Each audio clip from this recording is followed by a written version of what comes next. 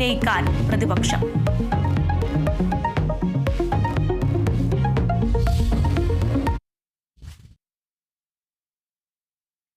വിവാഹം കഴിഞ്ഞ ആദ്യ നാൾ മുതൽ അതുല്യ ക്രൂരപീഡനം നേരിട്ടിരുന്നുവെന്ന് Thevalakkara panchayat standing committee chairperson Bindu Anil.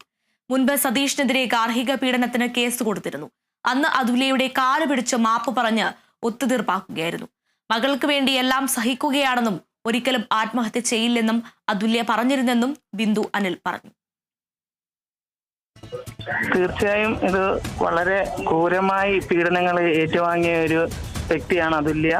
വിവാഹശേഷം ആദ്യത്തെ ഒരു വർഷത്തിന് ശേഷം തന്നെ അവരുടെ ജീവിതത്തിൽ അസാരസ്യങ്ങൾ ഉണ്ടാവുകയും വളരെ ക്രൂരമായി മർദ്ദിക്കുന്ന ഒരു സൈക്കോ രീതിയിലുള്ള മർദ്ദനങ്ങൾ ഏറ്റുവാങ്ങിയ ക്രൂര പീഡനത്തിനിരയായിട്ടാണ് അതുല്യ മരിച്ചിരിക്കുന്നത്.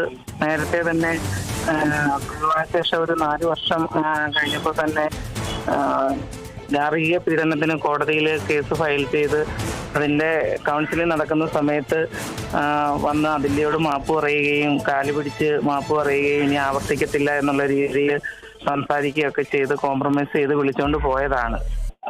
എപ്പോഴും നല്ല പ്രസന്നവതയായി സോഷ്യൽ മീഡിയയിലൊക്കെ ആക്റ്റീവായിരുന്ന ഒരു കുട്ടിയാണ് അതുല്യ. പലപ്പോഴും സതീഷുമായിട്ടുള്ള വിവാഹബന്ധം ഏർപ്പെടുത്തുന്ന കാര്യം പറയുമ്പോൾ മകൾക്ക് വേണ്ടി ജീവിക്കണം, ഒരിക്കലും ഞാൻ ആത്മഹത്യ ചെയ്യില്ല, ഏതെങ്കിലും രീതിയിൽ ഞാൻ മരണപ്പെട്ടാൽ അത് വേറെ എന്തെങ്കിലും ആണെന്ന് വിചാരിച്ചോളണം എന്ന് അമ്മയോട് പലതവണ അതുല്യ പറഞ്ഞിട്ടുണ്ട്. എപ്പോഴും മകൾക്ക് വേണ്ടി മകളെ ഓർത്ത് എല്ലാം സഹിക്കുന്നു എന്നാണ് അതുല്യ പറഞ്ഞുകൊണ്ടിരുന്നത്.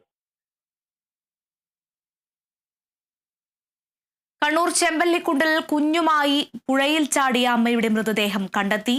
വയലപ്ര സ്വദേശി MV റിമയാണ് മരിച്ചത്. 30 വയസ്സായിരുന്നു. 3 വയസ്സുള്ള കുഞ്ഞിനായി